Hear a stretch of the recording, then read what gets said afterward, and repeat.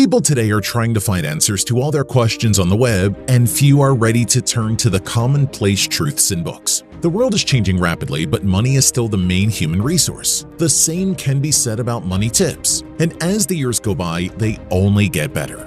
That is why Napoleon Hill's bestseller called Think and Grow Rich doesn't lose its relevance even today, and many millionaires have it in their library. What simple secrets of wealth are revealed in this book? And is it really possible to multiply your money with one thought? You will find out right now.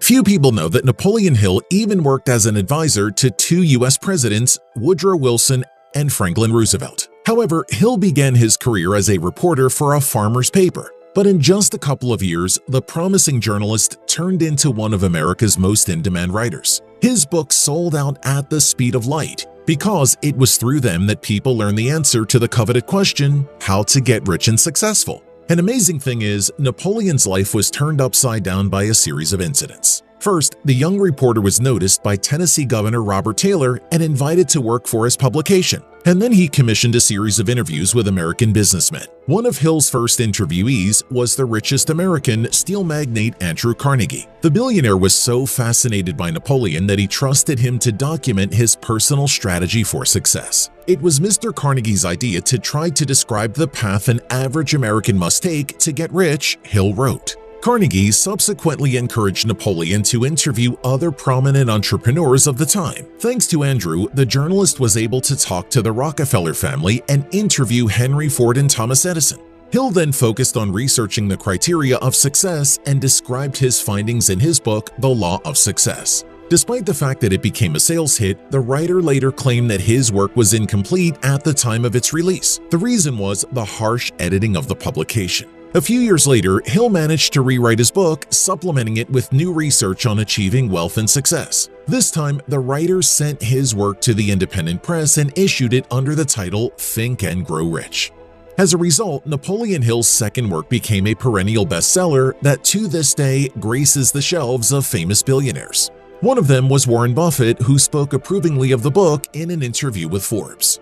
Wealth is a huge puzzle. For years, people have been trying to get their hands on the pieces, and Napoleon Hill told us how to put the picture together. And right now, you're going to hear Napoleon Hill's main thoughts on achieving wealth and success that he laid out in his book. So, stay tuned.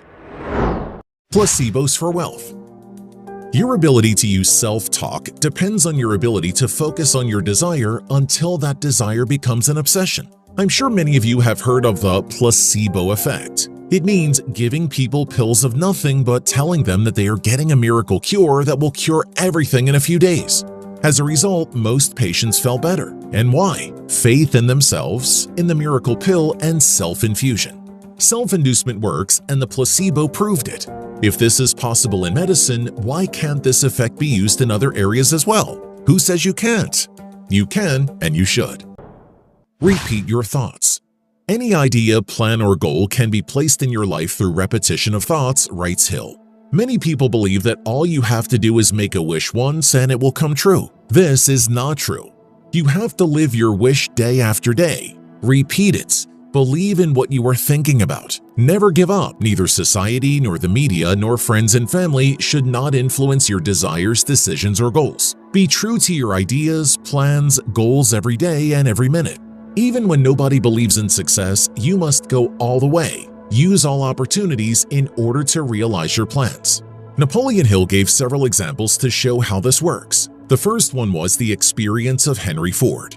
When he designed the automobile, many people said that it was a stupid idea, that nobody needed an iron and expensive box because there were comfortable and cheap horse-drawn carriages. And who was right in the end? Are we riding horses now?